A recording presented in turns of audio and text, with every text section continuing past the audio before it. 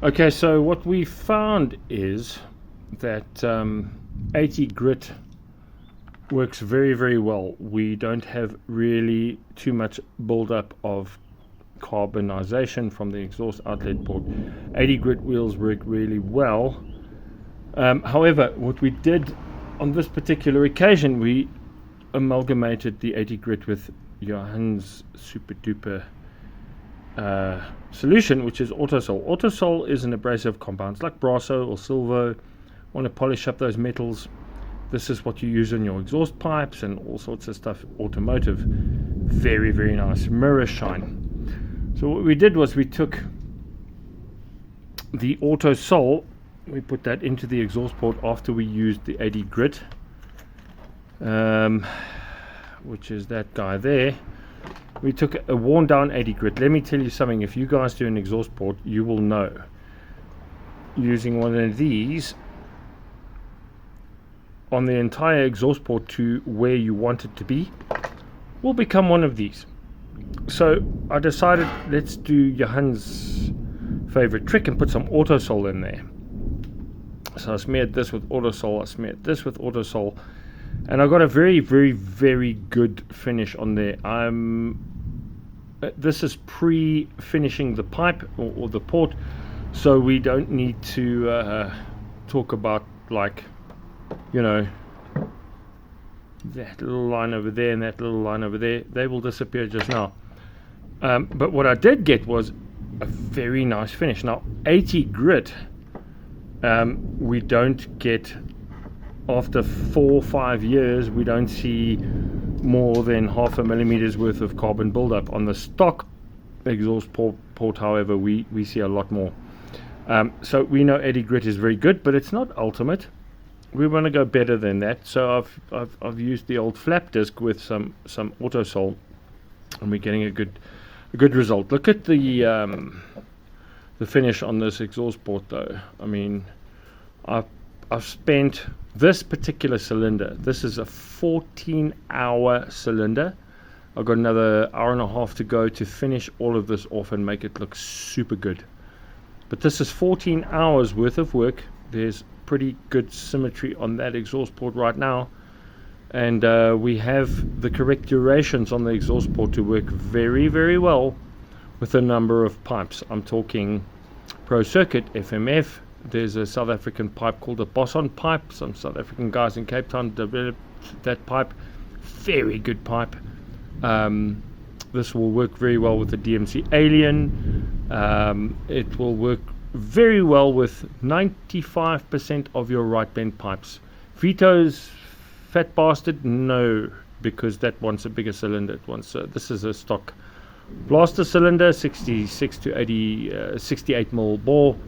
Vito's fat bastard wants a 72 mil bore, because there's a lot more displacement in that cylinder, and that pipe needs to get rid of a lot more stuff. So it's designed for that scenario. This cylinder would not do good with a Vito's fat bastard. But there we go. There's some symmetry for you. There's a nice outcome on the exhaust port.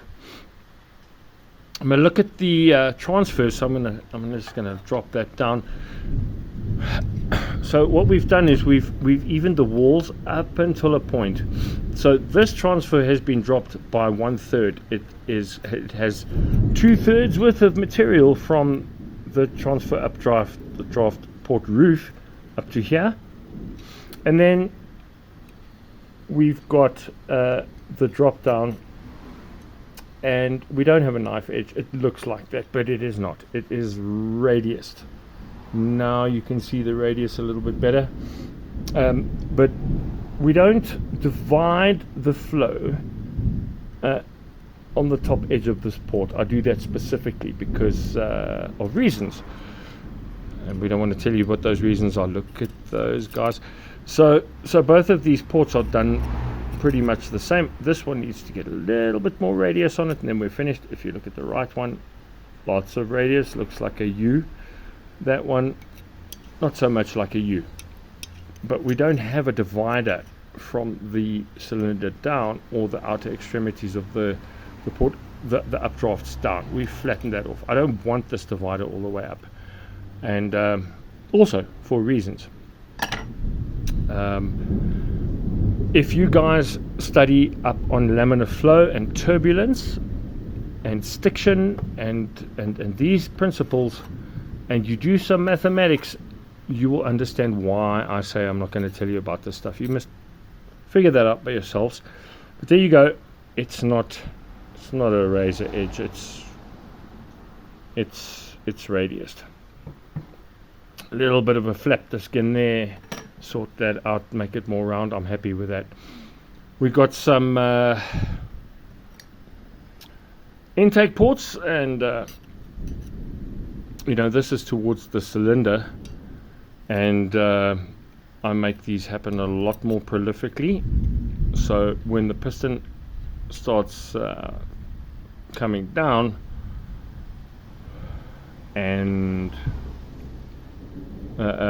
closes these ports, that will happen in 360 degrees of duration of a crank cycle. But you want things from the carburetor side to flow in, and the moment these are dropped towards the cylinder more, you will get an earlier cycle of inflow of fluids. So this is a good thing. Yes, I know you're going to say, what is going on there? We have not finished these 100%, but we're, like I said, I've still got another an hour and a half to work on these guys and that guy. So we will drop these towards the cylinder considerably. If you go too far, problems. If you don't go enough in terms of what you're doing on the exhaust port and everything else, also not so good. Right, so now we've got the boost port. The boost port sits like a smiley face over there, and there's an angle here. This angle is very important. That angle, I could put a piece of flat steel in there and show you where that is, but basically that angle goes right up above the exhaust port. So your boost port now has a trajectory. My word, it's a phone in my left hand and so on. So the boost port has got this angle, and that fires above the exhaust port, because you don't want pre-charge from the boost port going out the exhaust port. Your exhaust's return wave will have to work harder. So you want that to shoot above the exhaust port towards the head, so we don't lose that much mixture that's coming in, induction mixture. That is great. On this particular port job, we have not touched transfer durations. You will see we've done some chamfering of the ports because of rings and so on. The chamfering edges are right there on the silver shiny bits, and we've done it on the exhaust port. We've got that on that edge there and that edge there. So we don't want to mess with, on this particular build, we don't have to touch the durations or the size of these ports. Size of ports means volumetric flow. How much volume of mixture through the carb can you get into this particular build? We're not going up on carb size, stock blaster carb. So we don't need to do too much here at all. In fact, we're leaving it the same.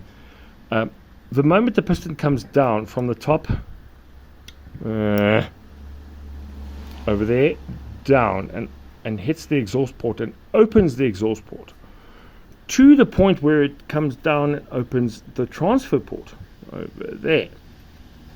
There's a distance between there and there. That is known as blowdown. And so many degrees of a 360 degree cycle of the crank determines, you can measure this with a degree wheel, how much blowdown do we have. Blowdown has various effects on the engine, and again, maybe you guys want to go and learn that. Gordon Jennings has got a super book. It's old 60s 70s kind of book, but all his principles still hold true. There's some new stuff, but blowdown remains the same in terms of torque and horsepower, displacement, how big the piston is, your stroke, and and top RPM, what does blowdown equals in terms of torque, and where is your power situated in that RPM range for your bore and stroke and etc. So we've got this boost port which is angled up like that, and then the boost port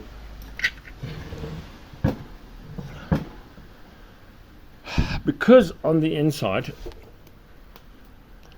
is angled up towards the head, which you saw in the previous footage.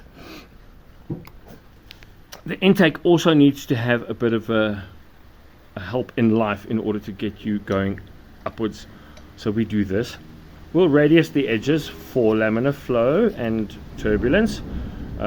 Like I said, hour and a half left to go on the cylinder, so we're going to sort all of that out and make it more conducive to laminar flow and so on. Intake ports are done. We've got a very nice symmetrical scenario going on here. And port shape is very important, guys. You know, when we look at the exhaust, if you are porting up in duration and you keep the standard exhaust shape, you'll be good to go. If you want more power, you need a squarer exhaust shape, so a little bit more up here and then round up there, and then, you know, and that is good if you're repairing your engine and replacing components, and the wear and tear is very vast because you've done that often. So you'll get more horsepower. The shape of ducting matters, people.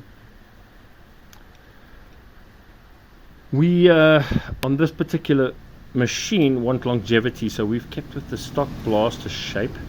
We have gone up on the sides a little bit in that radius area, a little bit more up there and then that way, and vice versa, or concomitantly on the other side. But we haven't compromised ring wear. So the moment you make squarer ports or trapezoidal ports in your porting design and scenario, you will get more ring wear, and ring wear is going to be something you need to consider in terms of lifespan of engine and style of riding and all that sort of stuff. Fantastic.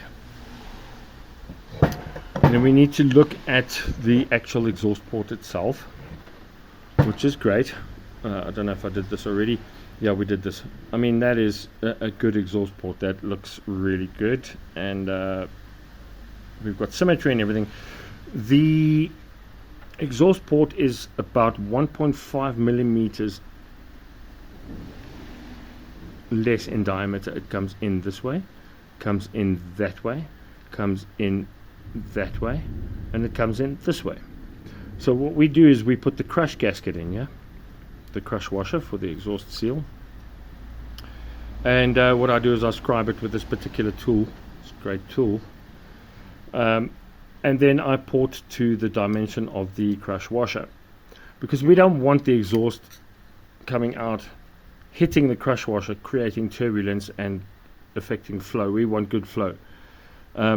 You'll also notice that the top side of the exhaust port, where the round is inside the chamber there, right there in the cylinder on the sleeve, where we do duration adjustments when we port, that we have a rounded surface area.